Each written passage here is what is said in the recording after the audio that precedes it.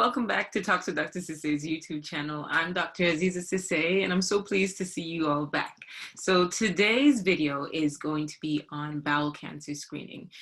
It's a really important topic, especially because individuals who are quite young are being diagnosed more and more, when initially it was a disease of particularly older individuals. So there's a lot to take in. I hope that you find this session useful. If you have any questions, drop it in the comment section. But without further ado, let's get started.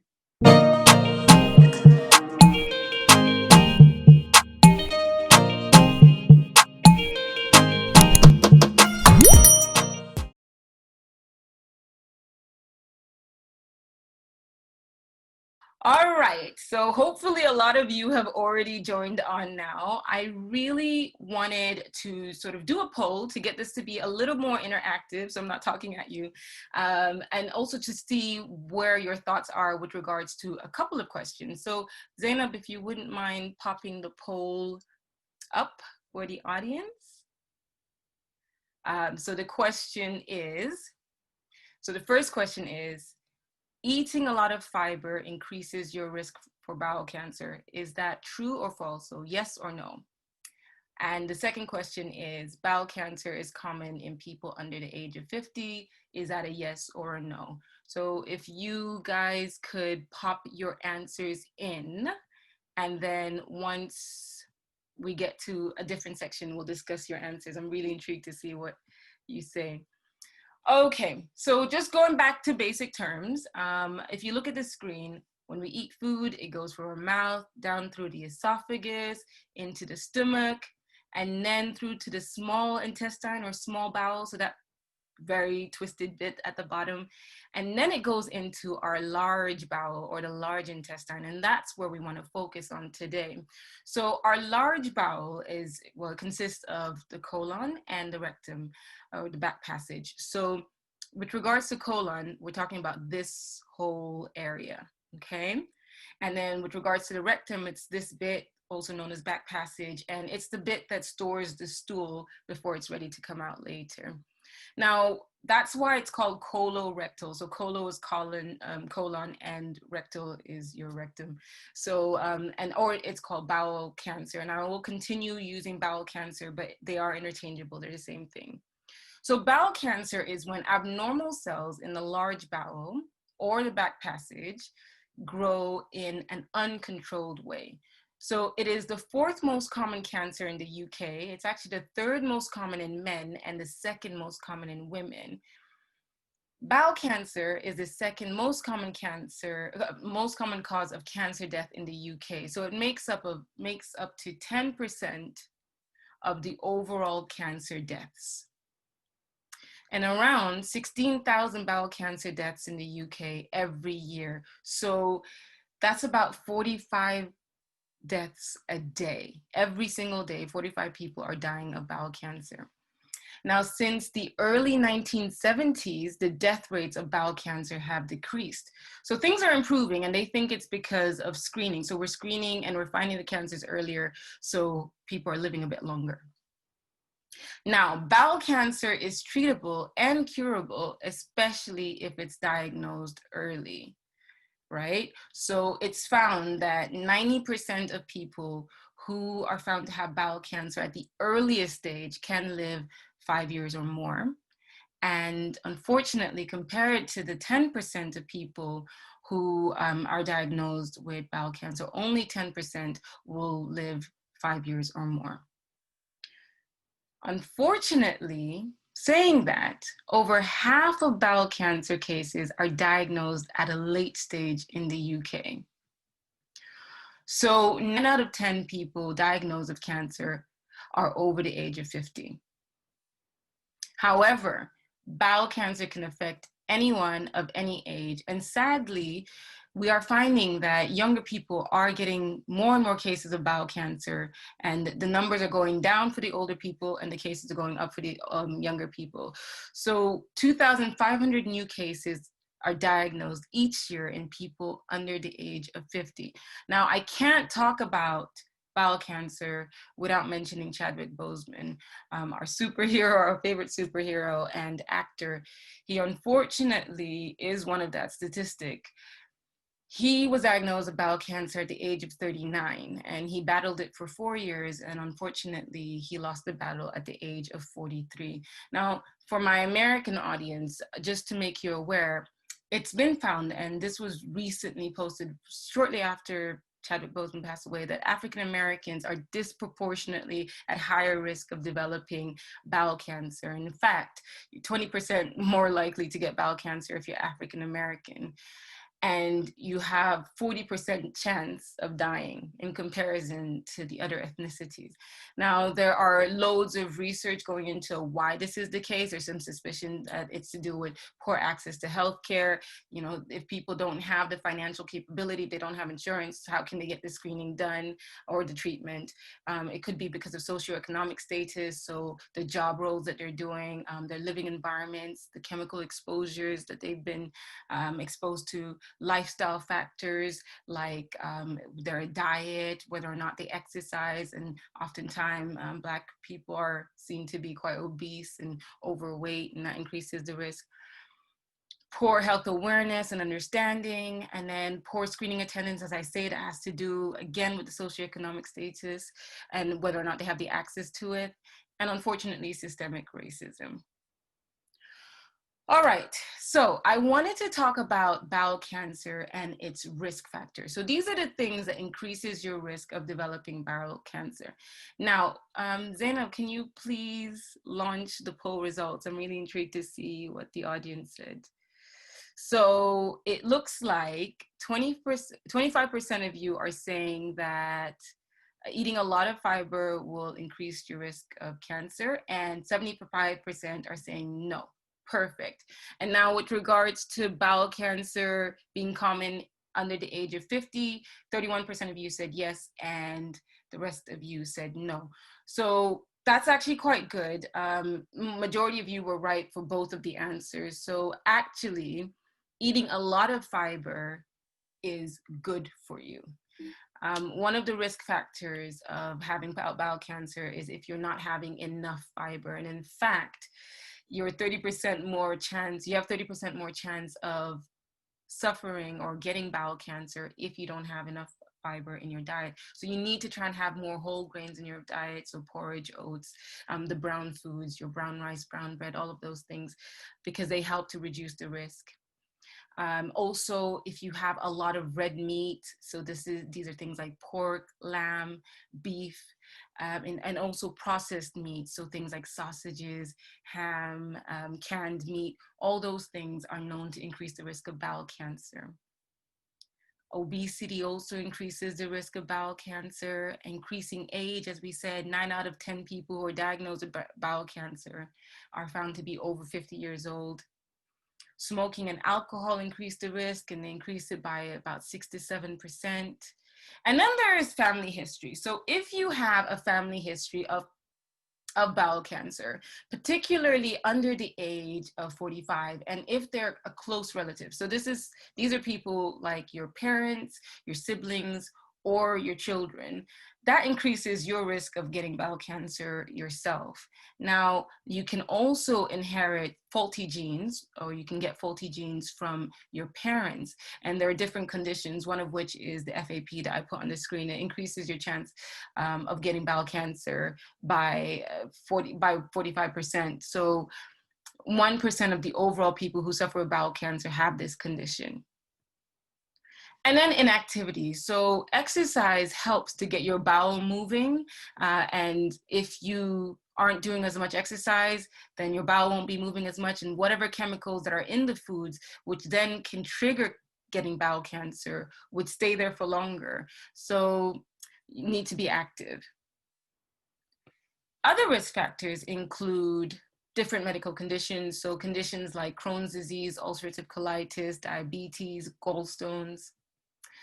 And also, some people have these abnormal growths in their bowels. So these are things that sort of stick out, like we call them polyps or adenoma. I'll show you a picture what it looks like. So this is what you would expect the normal insides of the bowel to look like. So you can see that the walls are nice and smooth and it's quite pale.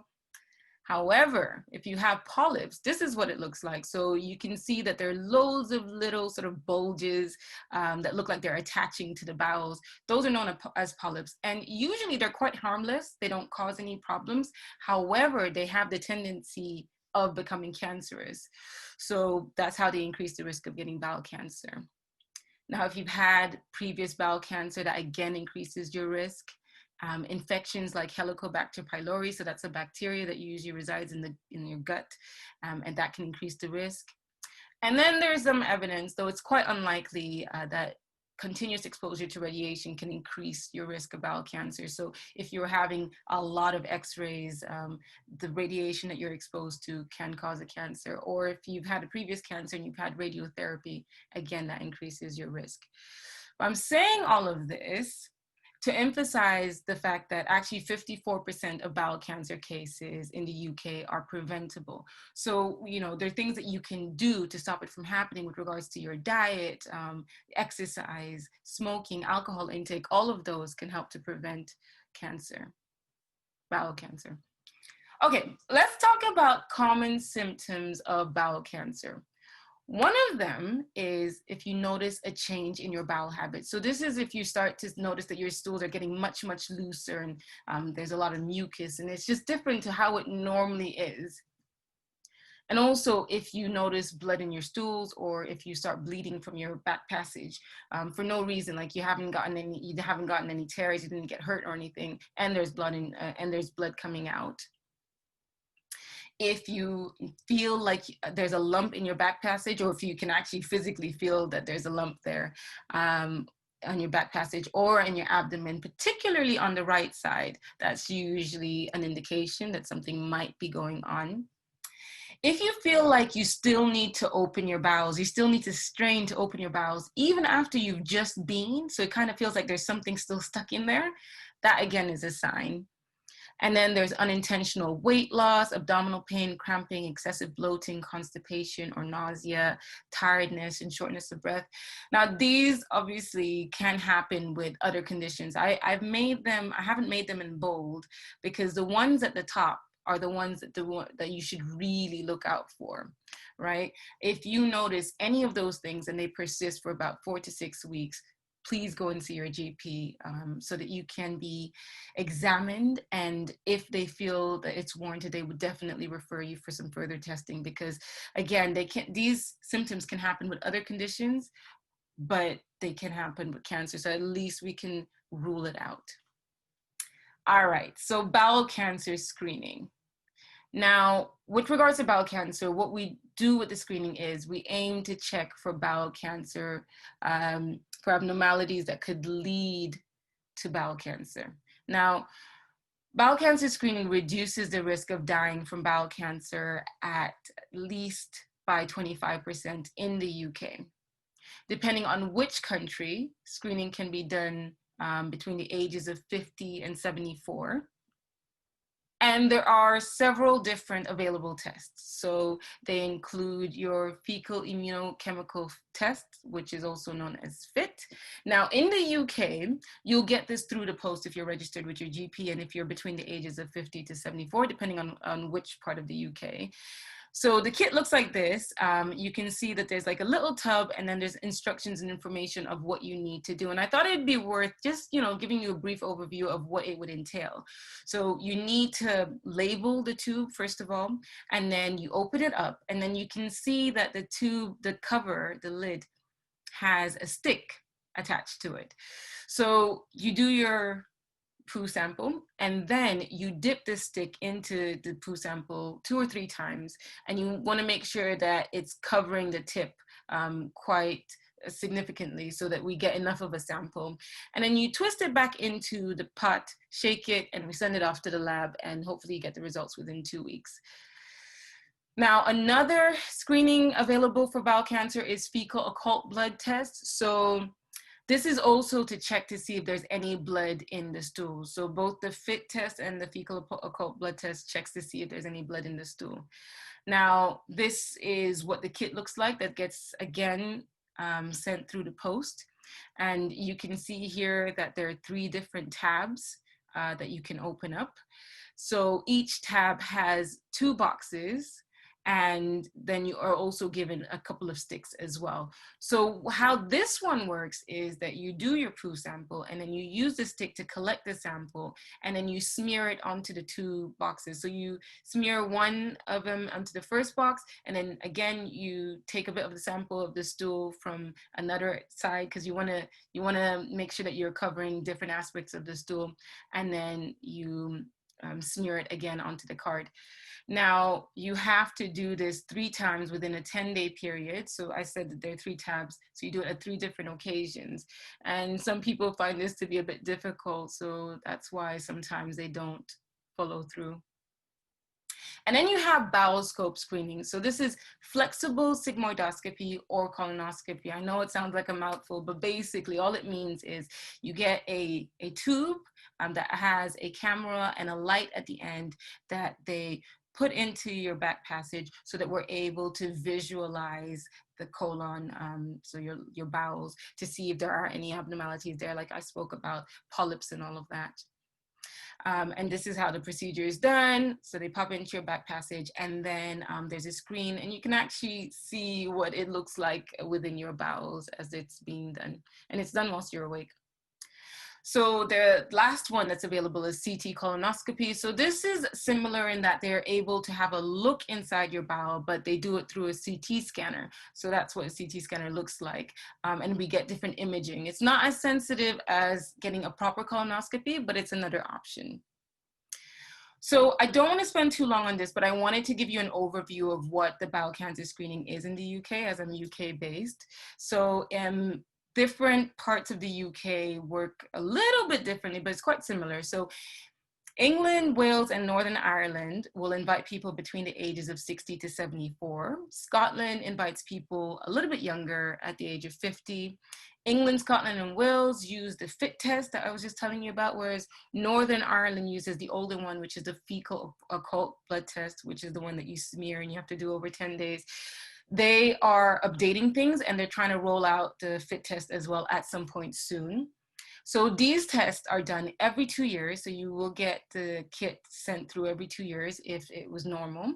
Now, the results can either be that, for instance, if you do the FIT test, you may get a result that says no further test needed, which usually means that everything should be fine.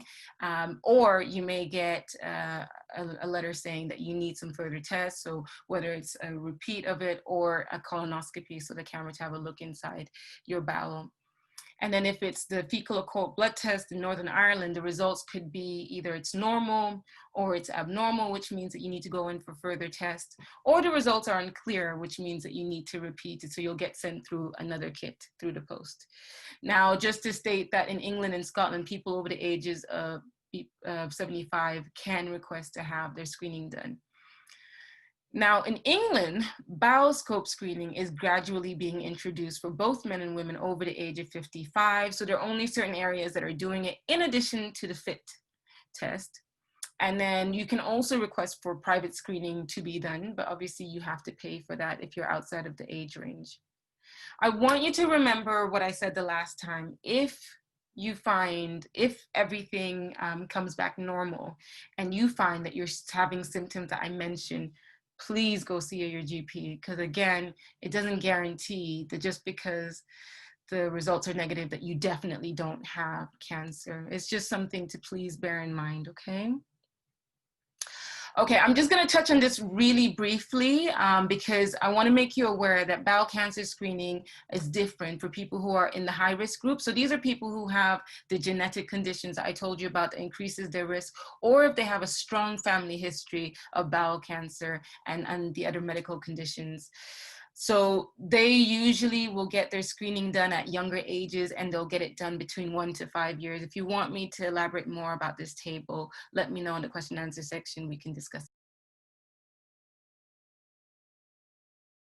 So I wanted to go through this slide again because it was a bit rushed during the live. We didn't have very much time, but I think it's very, very crucial that we talk about it because actually, with regards to bowel cancer, 5% of them are caused by people who have it in their family, so conditions that run in the family.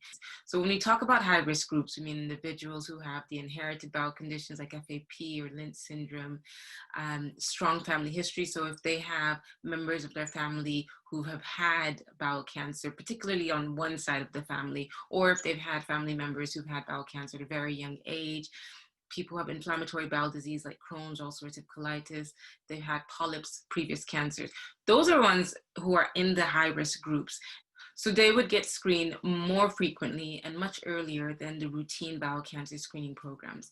So when we talk about FAP, these individuals will usually have their bowel cancer screening, so their colonoscopy done from their diagnosis, yeah? And they'll have it every year. But individuals who suffer with FAP are usually advised to have their colon out because there's such high risk of developing bowel cancer. And then when we talk about Lynch syndrome or HNPCC, these individuals will usually have to have the colonoscopy done quite early at the age of 25 or 5 years before the age of their youngest affected relative. And they would often get their screening done every 1 to 2 years until the age of about 75. And then if you have the strong family history that we mentioned before, they would often have to get their test done between the ages of 35 to 45 is when they would start.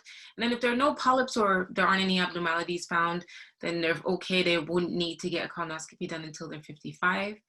And if they suffer with inflammatory bowel disease, so IBD, Crohn's, ulcerative colitis, then they would need to get their screening done 10 years after their symptoms start. And often, depending on their risk, so when we talk about risk, we say, for instance, how severe their inflammatory bowel disease is and where exactly it's located. Because these things, if they're more at risk, they get seen and they have their colonoscopy done more frequently. But often it's every 1 to 5 years. If the individual has polyps, so if they were found to have polyps in the past, again, depending on the risks, depending on how many polyps are found, were there any abnormal polyps, and so on, they would usually then have their screening and often done every 1 to 5 years. And finally, individuals who've had previous history of bowel cancer increases their risk of developing bowel cancer in future. So again, they get screened more frequently, and it's usually every few years. All right, I hope that you find this useful. I think it's really, really important that individuals who are aware that they're at high risk, that they should get the screening done as frequently and as early as stated. And if you think that you might be at risk yourself, then speak to your GP and they can organize for you to then be referred for genetic testing. And then they can confirm whether or not that is the case. And again, you would be referred to the high risk groups screening pathways. So the take-home message is know your body and be aware of the symptoms that we discussed. You know, if there's any changes, please go see your GP, seek advice early on, because as we say, the earlier the diagnosis is made, the better the outcome. Lead that healthy lifestyle because there's a lot of evidence to prove that if you are healthy, you can reduce your risks. And finally, please attend your cancer screening appointments. They really are the difference between life and death. Okay, then. I hope you found this useful and stay tuned for more videos to come. You take care. If you have any questions, please don't hesitate to ask them at the comment section. And don't forget to like, comment, share, and subscribe. Bye.